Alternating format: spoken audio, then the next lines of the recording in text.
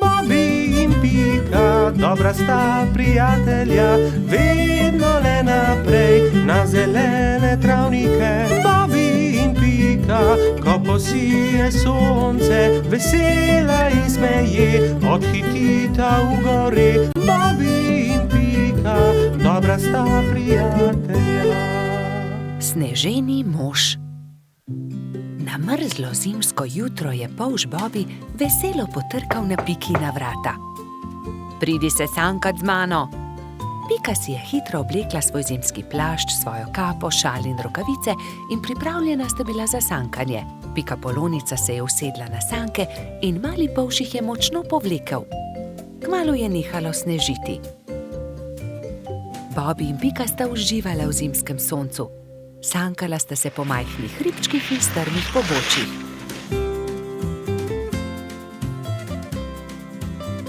Poglej, kako čudovit sneženi mož, je vzkliknil Bobby.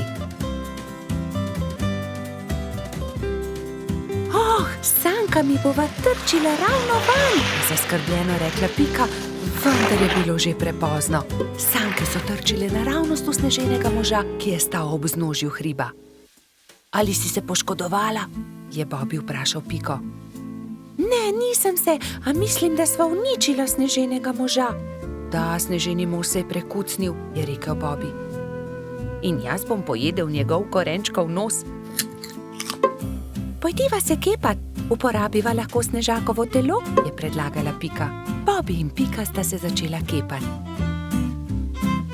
Bilo je zelo zabavno.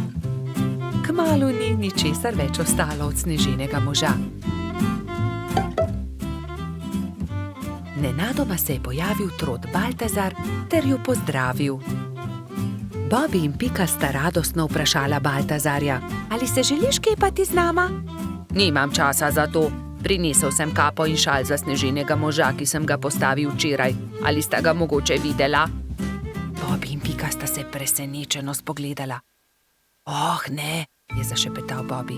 Baltazar išče sneženega moža, ki sva ga zadela. Nista si mu upala povedati, da sta prekucnila njegovega sneženega moža. Ne, nisva videla nobenega sneženega moža. Mali trod se je zasmilil Bobbyju in Piki. Ne bodi tako žalosten, je končno rekel Bobby. Postavimo novega sneženega moža. V redu, je zahlipal Baltazar. Največjo kroglo je naredila Pika. Šla je na dno. Srednjo snežakov trebušček je naredil Baltazar. Bobby je naredil najmanjšo, ki je predstavljala snežakovo glavo. Pika je dvignila Bobbyja in ta je postavil glavo na vrh.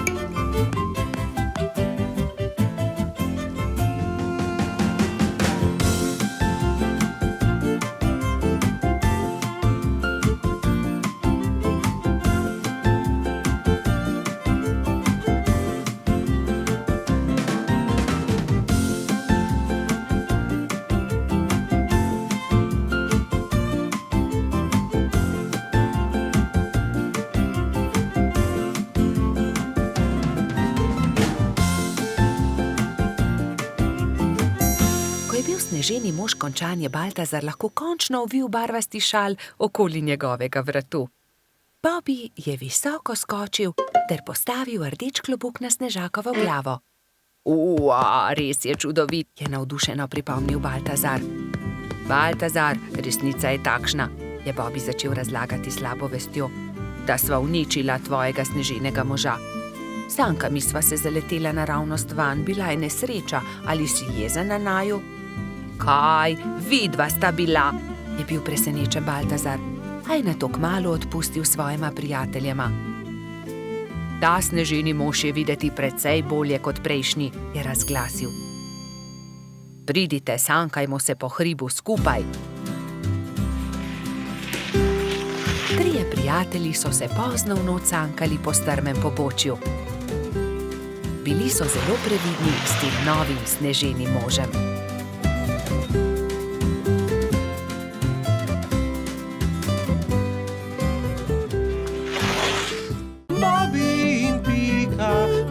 sta prijatelja. Vodni polž. Bibi, Pika, Rozi in Baltazar so skupaj posedali na travniku. Če bi le tudi jaz imel takšne sorodnike, enega daljnega polžjega sorodnika, je vzkliknil Bibi. Saj ti imaš sorodnike, Bibi? Vodni polž je tudi polž, je rekla metuljčica Rozi. Res? Je veselo poskočil Bibi. In kje lahko srečam vodnega polža? Nikjer, je zdrdral Baltazar. Mislim, da vodni polž sploh ne obstaja. Pa vendar obstaja, se je razjezila Rozi. In tudi vem, kje živi. Tam, za smrekovim gozdom je okroglo jezero in na dnu njegova hiška. To je neumnost, je zdrdral Trot. Najbolje bo, da gremo vsi do obale okroglega jezera, je predlagala Pika. Pridite, vas bom jaz peljal, se je nepričakovano oglasil Jež Samo. Do večera bomo tam. Hurra! Je vzkliknil Bibi. Prinesel bom kisikove jeklenke, da se bomo lahko potopili na dno jezera. Nato so Bibi, Pika, Rozi in Baltazar skočili na ježjo kočijo in se odpeljali do okroglega jezera. Pozno zvečer je že bilo, ko so zagledali jezero. Pazite, kočija, je zakričal Trot, vendar je bilo takrat že prepozno. Mala kočija je že zdrsnila naravnost v jezero. Bibi, Pika, Baltazar in Rozi so začeli jokati. Ni problema, naspite se in jutri se boste potopili na dno jezera. Zagotovo boste zagledali kočijo, jih je tolažil Samo.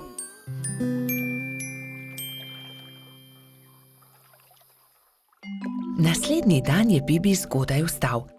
Poglejte, lokvan je odprl svoj cvet in na listu nekdo stoji, maha nam.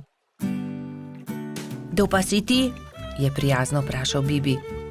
Zdravo, jaz sem polž Žiga, živim tu na dnu okroglega jezera, se je predstavil vodni polž. Vidiš, Baltazar, resnično obstajajo vodni polži in tudi jaz imam sorodnike. Polž Žiga ni razumel, zakaj se ga je drugi polž tako razveselil, ampak Pika je razložila, zakaj so se podali na pot. Tudi jaz sem vesel, da sva se spoznala, dragi sorodnik, je rekel vodni polž Bibu. Polž Žiga, nam pomagaš poiskati kočijo, ki se nam je potopila v vodo? Je na to vprašala Rozi. No, seveda, pridite z menoj, je dejal vodni polž. Poiskali bomo kočijo in ogledali si boste lahko podvodni svet, pokazal vam bom svoj dom. To je moja hiška, je ponosno rekel polž Žiga. Ks, ks, ks, ks, ks, ks, se je zaslišal zastrašujoč, sikajoč glas. Bibi, Pika, Rozi in Baltazar so prestrašeno skočili za hiško, le polž Žiga se je smejal. Ne bojte se, to je moj prijatelj Kača. Predraga Kača, si slučajno videl kostanjevo kočijo na dnu jezera? Je vprašal polž Žiga. Seveda, je dejala Kača. Primite se mene, vas bom odpeljala. Tam je vzkliknila Kača. Bibi, Pika, Baltazar in Rozi so se zelo razveselili. Uspelo je čestital Jež, ko je zagledal majhne prijatelje, ki so splavali na površino. Medtem, ko se suši kočija, malo plujmo, je predlagal polž Žiga. Vsi so se usedli na lokvarjev list, polž Žiga pa je veslal.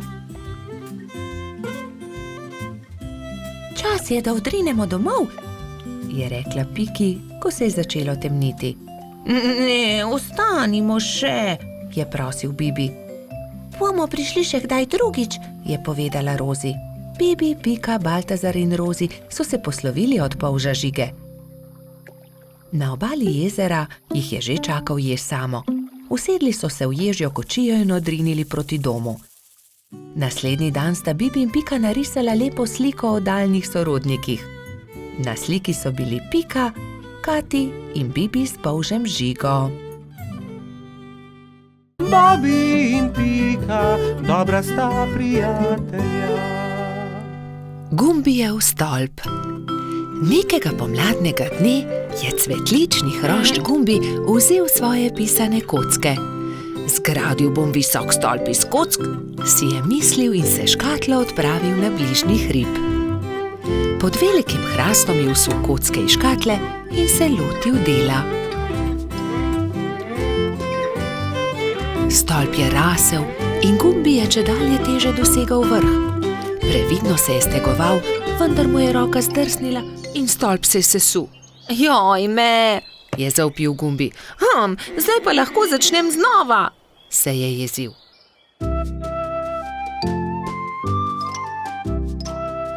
Pa je začel znova. Previdno, pozorno je zlagal pisane kocke drugo na drugo. Stolp je rasel in postajal čedalje višji. Ampak joj! Takrat je s hrasta padel želod in uničil hroščev stolp. Joj, moj stolp se je spet podrl. Kriv je hrast, je ugotovil jezno.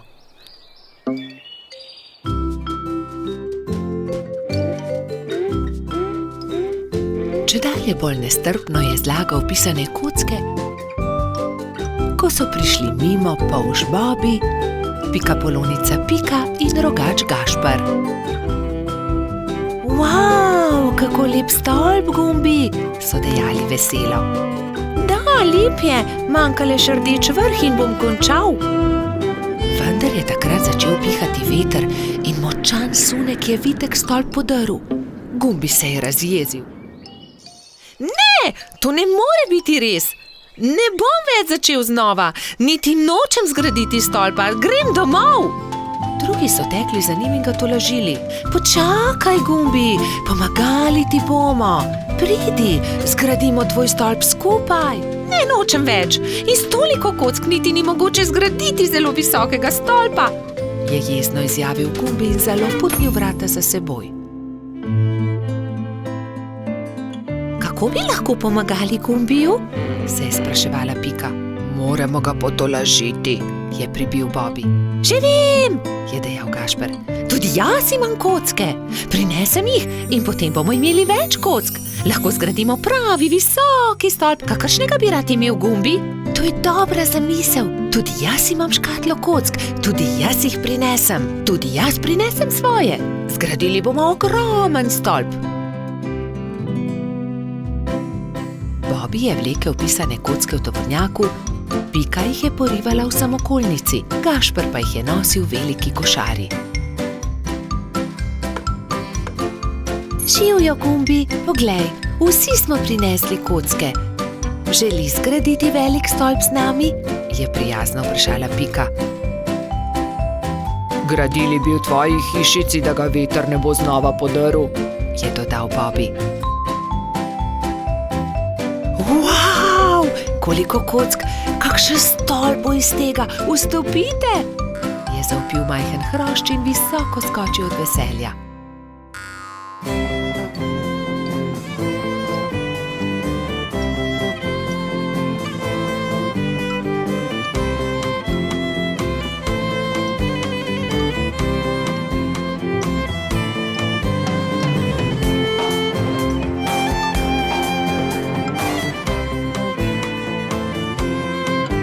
Zdaj pride zadnji košček, rdeči vrh.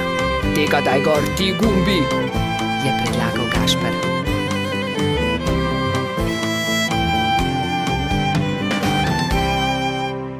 Hura, končanje, so zavpili vsi hkrati.